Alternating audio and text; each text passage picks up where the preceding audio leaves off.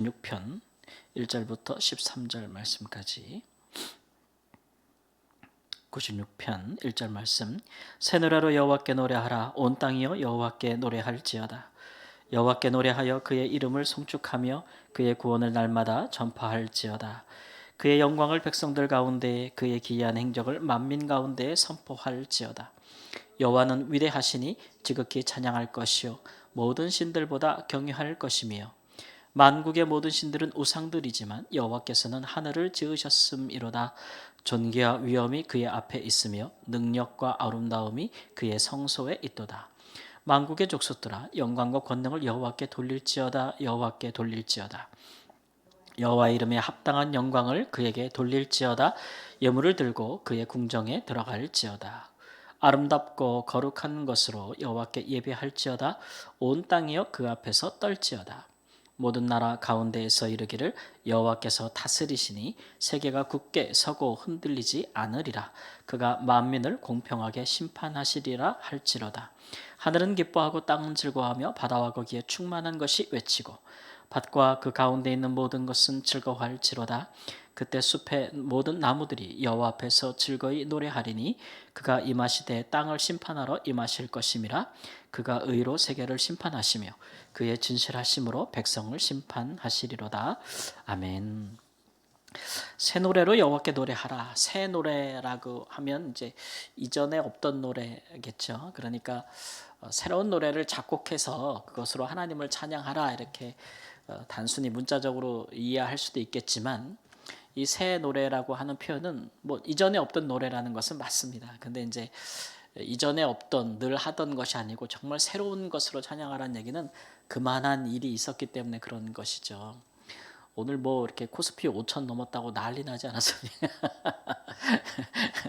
새로운 시대가 도래했다 그러면 막 난리가 나잖아요. 그런 것처럼 이제 이전에 없던, 이전에 몰랐던 새로운 일들이 일어났다. 그러니까 우리가 기뻐하고 즐거워하고 축제를 벌이는데 새로운 것으로 하자. 이런 의미라고 할 수가 있겠습니다. 그 새 노래로 찬양할 것은 이제 하나님이라고 선포하고 있어요. 그래서 96편은 전에도 제가 93편 3편 얘기할 때 여호와께서 다스리신다라고 하는, 흔히 말하는 이제 제왕시, 오늘 말씀에도 보면은 여호와의 집을 궁정이라고 하지 않았습니까? 그러니까 여호와 하나님을 세계와 우주를 다스리는 왕으로 찬미하는 것인데, 그래서 제왕시라고 부르거든요. 그런 시의 일부인 것인데, 그 하나님을 송축하고 그의 이제 위대하심을 지극히 찬양하기를 도모하는 그런 시라고 할 수가 있겠습니다. 그러니까 하나님이 통치하신다. 하나님이 통치하신다.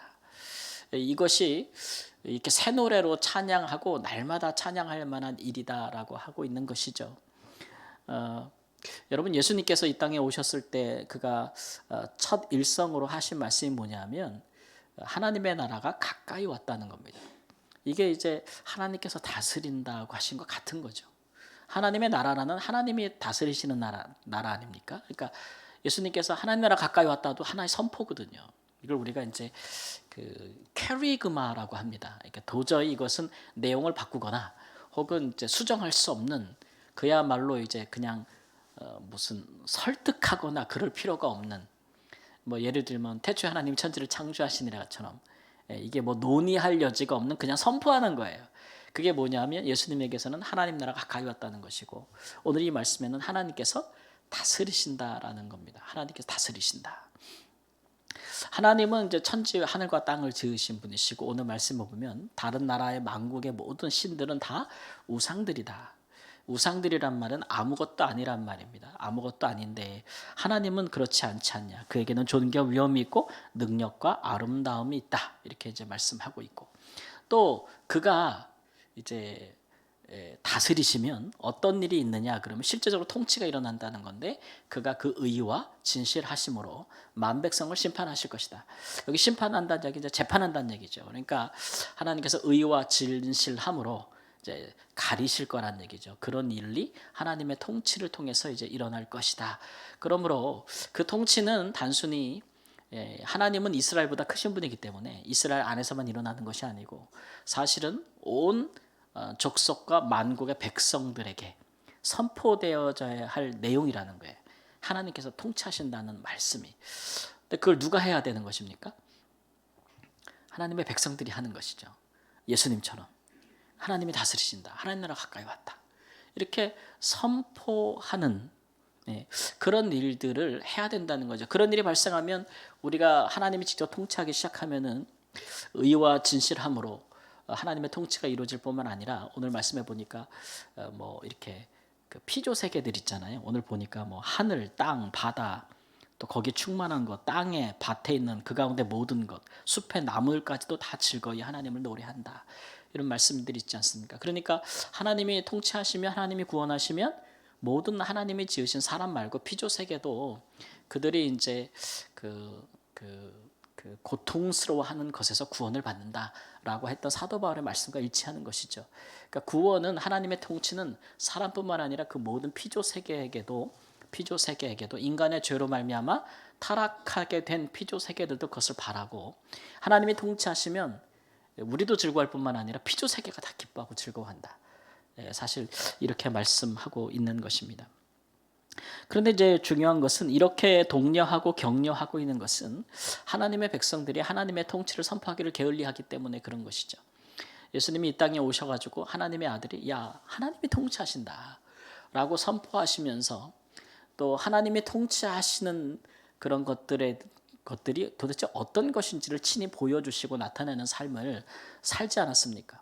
죄가 힘을 잃고 죽음이 힘을 잃는, 질병이 힘을 잃는, 불의가 힘을 잃는 그런 하나님의 통치를, 진리가 다스리는 그런 통치를 보여주셨거든요. 그래서 잘못된 거 다 바로잡고 죄 때문에 어그러진 거 다시 돌려놓으시고 막 이런 일들을 예수님이 하셨단 말이죠. 근데 그런 하나님의 통치력의 역사는 하나님이 통치하신다고 믿고 그것을 선포하는 사람들을 통해서 이루어지는 거예요. 하나님의 통치를 믿지도 않는 사람들의 손과 발을 통해서, 삶을 통해서 하나님의 이런 기이한, 오늘 이전에 3절 말씀이니까 그의 기이한 행적이라 했잖아요. 그것이 나타날 리가 없습니다. 그런 것들이 이제 하나님의 백성들에게 주는 강한 어떤 메시지가 되는 것이죠. 예수님께서 예루살렘에 입성하실 때 예수님이 하나님이 보내신 분이고 그분이 지금 다스리신다는 것을 믿는 자들은 예수님을 모습을 보면서 그 나귀를 타고 입성하는 예수님 보면서도 호산나 호산나 찬미하지 않습니까? 그렇죠? 그것을 막는 이들이 있고, 그럴 때 예수님께서 뭐라고 말씀하셨어요? 저들이 안 하면 누가 한다 그래요? 돌들이라도 한다. 이렇게 말씀하시는 거거든요. 그러니까 하나님의 통치하신다는 것은 하나님의 백성들이 마땅히 선포하고 살아야 할 내용들인데 그것을 우리가 하지 않는다면 돌들이라도 한다는 거예요. 돌들이라도. 하늘과 땅과 바다와 충만한 것과 이런 것들은 이미 하나님을 찬미하고 있고, 또 다윗의 시편 어느 편을 보면은 소리는 없으나 세계 모든 그 자연 만물들까지도 서로 그렇게 하나님을 찬미하고 노래한다고 이야기하지 않습니까? 그러니까 이 일에 유독 게으른 사람들이 이제 사람들이고, 사람들이 이 일을 잘 안 한단 말이에요. 그래서 이런 일들을 이제 새로운 노래로서 격려하고 우리로 하여금 해야 될 것에 대해서 강하게 촉구하는 것으로서 말씀하고 있는데 이 선포는 대외적으로 하는 것이죠. 대외적으로. 그러니까 하나님의 백성들은 하나님을 믿지 아니하는 사람들과 믿지 아니하는 세계, 또 그의 통치력이 미치는 데까지 이것을 해야 되는 것이니까 오늘 말씀에는 모든 나라 가운데, 만국의 족속들 가운데, 그래서 이거를 선교적인 측면으로도 우리가 이제 이해할 수가 있겠습니다. 이런 것들을 우리가 살펴볼 때 또 예수님과 그의 사도들이, 또 제자들이 열방까지 나아가서 하나님의 통치를 선포한 것을 생각해 볼 때 이게 선포하는 사람은 그 선포함에 합당한 삶을 살게 돼 있거든요. 우리가 우리의 삶에, 우리는 나는 하나님의 백성이고 하나님 나라의 백성이기 때문에 하나님이 나를 통치하신다라고 선포하면서 살아가야 돼요. 이 선포가 주는 힘이 굉장히 큰 능력이 있습니다. 선포라는 것은 이게 아까 말씀드렸지만 그 논의도 무슨 설득도 필요 없는, 타협이 하는 게 아닌 거, 퀘리그마라고 말씀드렸잖아요. 이거는 그냥 진리인 거예요. 그냥 선포하면 되는 거예요. 태초에 하나님이 천지를 창조하셨다는 것을 우리가 뭐 논증하고 설명하고 그렇게 하지 않지 않습니까? 선포하고 시작하는 거 아닙니까? 우리 삶에 그런 태도가 필요해요. 그래서 선포하는 사람들은 강한 확신과 믿음을 갖고 선포하는 것이고 타협할 여지가 추호도 없기 때문에 또 선포하는 자는 그만한 또 그 선포에 합당한 삶을 살 수밖에 없는 이게 이어지는 면들이 있거든요. 하나님의 나라가 우리의 삶 가운데 선포를 통해서 이루어지고 된다고 생각해 보십시오. 여러분, 하나님 나라는 선포를 통해서 먼저 이루어지는 것이고 그리고 그것을 구하는 기도를 통해서 구체화되는 것이고 우리의 삶을 통해서 실현되는 것입니다. 예. 그렇기 때문에 우리가 입술로 잠잠하고 하나님께서 통치하신다는 것을 우리가 선포하지 않으면 또 그것을 구하지 않으면 또 그것을 실현하기 위한 삶으로 하나님이 통치하시는 삶으로 살지 않으면 우리가 하나님의 나라가 우리 가운데 임하게 해달라고 하는 기도에 합당한 모습은 아니라고 할 수가 있겠죠. 그 첫 시작이 바로 선포로부터 시작하는 겁니다. 그래서 우리가 무슨 일이 있을 때 선포가 주는 힘과 능력이 있다 그랬잖아요. 예, 어떤 사람이 무슨 얘기를 할 때, 어떤 사람이 뭔가 힘든 걸 얘기할 때, 어떤 사람이 의심을 갖고 두려움 가운데 있을 때 우리가 해야 될 첫 마디는 뭐냐면은 하나님이 다스리신다. 예, 하나님이 하실 거야. 라고 하는 것들이 사실은 굉장히 우리에게는 큰 선포고 이거는 하나의 무기죠. 하나님이 다스린다고 이렇게 선포하는 것이니까. 근데 하나님의 백성들이 그런 일들에 조차 이렇게 두려움을 가지면 안 되겠죠. 하나님이 선포하신다, 다스리신다는 이 선포는 우리에게는 굉장한 축제요 즐거움입니다. 이상하게도 이제 하나님의 나라가 임한다, 막 이런 것들, 주님이 오신다, 하나님이 나타나신다 이런 것들에 대해서 이상하게 하나님의 백성들이 두려움을 갖는 경우가 있어요. 두려움을 가져. 뭐 예수님 다시 오신다, 막 이런 거 얘기하면은 오시면 안 되지 않나? 왜 벌써 오시나?부터 생각해서 예수님 오시면은 뭐 심판이 이루어지고 막 나도 혼날 텐데 막 그거는 하나님 나라의 백성들이 할 소리가 아니에요. 우리를 다스리시는 왕이 오셔서 우리의 그 의와 진실하심으로 재판하시고 사람들을 그렇게 상급을 주실 때 우리는 그로 말미암아 기뻐하고 즐거워할 사람들인 거잖아요. 얼마나 바라겠어요. 얼마나 바라겠어요. 그러니까 우리는 그런 것들에 대해서 정말 야 하나님이 다스리신다. 하나님이 통치하신다. 하나님이 역사하실 거야. 하나님이 나타나실 거야. 예. 그러니까 믿음에 굳게 서자. 기도하기를 중단하지 말자. 하나님이 통치하시고 하나님 믿고 해. 이런 것들이 우리 가운데 정말 믿음으로 난 것들. 이게 다 거룩한 것들이잖아요. 이런 것들이 굉장히 적극적으로 또 자주 오늘 보니까 날마다 사실 우리 입에서 터져나와야 되는 선포라는 것이죠. 이런 일들에 우리가 게으리 하면 예전에 뭐 어느 회사에서 보면은 뭐 이렇게 영업을 뛰거나 뭐 아침에 회사에서 벌써 일하기 직전에 직원들이 모여가지고 구호 같은 걸 외친대. 구호 같은 걸 외친다 그래가지고 으쌰 뭐 된다 뭐 이러자 뭐 막 비전을 외치거나 막 그런다는 게 있더라고요. 또 그걸 또 교회 도입하는 분들이 있어. 성도님들한테 전도 작정하고 전도하자 할 때 앞에 쫙 세워놓고 막 구호 외치고 막 피켓 들고 막 깃발 들고 막 이래. 예, 여러분 그렇게 막 소리를 내서 막 지르면은 마음이 어때요? 높은 산에 올라가가지고 막 야 소리 지르거나 막 왜 사람들이 연초 연말 되면 이렇게 높은 산에 올라가서 해 뜨는 거 보면서 난리를 칩니까? 이게 마음이 뻥 뚫리고 그죠? 막힌 것이 팍 뚫어지는 것 같고 용기가 생기고 그런 게 있거든요. 용기가 생기고 그런 게 선포가 주는 힘이에요. 선포가 우리가 입으로 선포한다, 입으로 시인한다라는 것이 우리에게 주는 역사가 있습니다.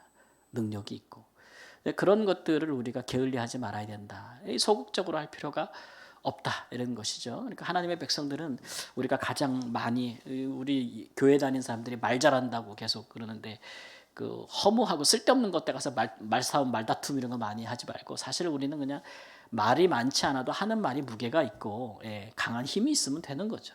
그렇지 않겠습니까? 어디간가 누군가 위로해야 될 때, 누군가를 격려해야 될 때, 누군가에게 힘을 줘야 될 때 많은 말 할 것이 아니고 하나님이 다스리십니다. 하나님이 하실 것입니다. 라고 이야기하는 것만으로도 선포하는 것만으로도 그리고 믿지 아니하는 자들에게도 그렇게 선포하세요. 내가 너를 위해 주의 이름으로 기도할 테니 하나님이 일하실 테니까 잠잠히 기다리자 라고 말할 수 있는 거 아닙니까? 우리가 이제 그 5월에 있어 한영 축제를 놓고 이제 명단 작성해 가지고 이제 기도할 텐데 우리가 기도하면 그들 삶 가운데 일이 일어나지 않겠어요? 우리가 하나님께 간구하는데 그들이 하나님을 생각할 만한 일들이 일어나지 않겠냐고. 하나님을 믿고 하나님의 통치와 다스리심을 믿고 선포하는 자들이 그런 것들을 또 보게 될 것입니다. 그러한 믿음에서 그러한 선포에서 우리의 삶이 멀어지지 않기를 소극적이 되지 않고 적극적으로 선포하는 그런 왕의 다스리시는 나라의 백성으로 살 수 있기를 우리 주 예수님의 이름으로 축원합니다. 아멘.